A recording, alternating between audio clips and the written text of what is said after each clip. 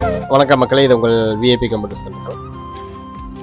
Assembly desktop எடுக்கலாமா அல்லது branded desktop எடுக்கலாமா அப்படின்னு கன்ஃபியூஷனில் இருக்கவங்களுக்காக இந்த வீடியோ.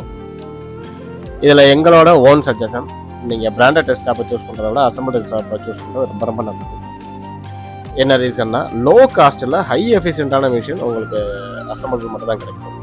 இன்னொரு முக்கியமான விஷயம், ஃப்யூச்சரில் அப்கிரேட் பண்ணுறதுக்கு அசம்பிளி டெஸ்க்டாப் ரொம்ப ரொம்ப சப்போர்ட்டிவாக இருக்குது.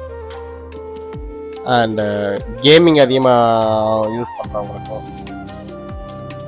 ரன்ரிங் அதிகமாக யூஸ் பண்ணுறவங்களுக்கும், எடிட்டிங் ஒர்க் அதிகமாக பண்ணுறவங்களுக்கும் ஒரு மிகப்பெரிய வரப்பிரசாதம் தான் அது அசம்பிளி டெஸ்க்டாப் மட்டும்தான். அதுக்காண்டி பிராண்டட் டெஸ்க்டாப் மோசம் அப்படின்னு கிடையாது.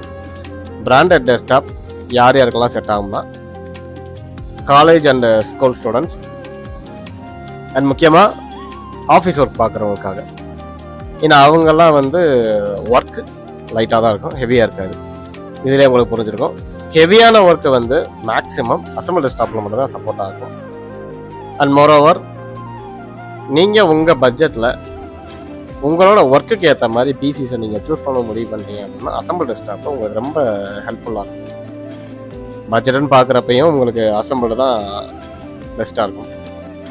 ஒரு அசம்பிளி டெஸ்க்டாப்பில் நீங்கள் எடுக்கிற கான்ஃபிகரேஷனை அப்படியே நீங்கள் பிராண்டட் டெஸ்க்டாப்பில் போய் செக் பண்ணீங்க அப்படின்னா பிராண்டடை விட அசம்பிள் டெஸ்க்டாப்போட காஸ்ட்டு தான் கம்மியாக இருக்கும்.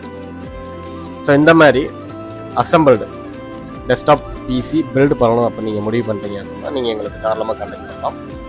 உங்களோட ஒர்க்கு, உங்களோட தேவை இது என்னன்றதை எங்கள்கிட்ட ஷேர் பண்ணுறீங்க அப்படின்னா எங்களோட சஜஷனில் உங்களுக்கு எந்த பிசி செட் ஆகணும் நாங்கள் ரெஃபர் பண்ணுவோம். அதை உங்கள் பட்ஜெட்டில் நீங்கள் பிசியை பில்டு பண்ணி எடுக்கலாம். இது VIP computers Dindigul. Build your own PC. Thank you.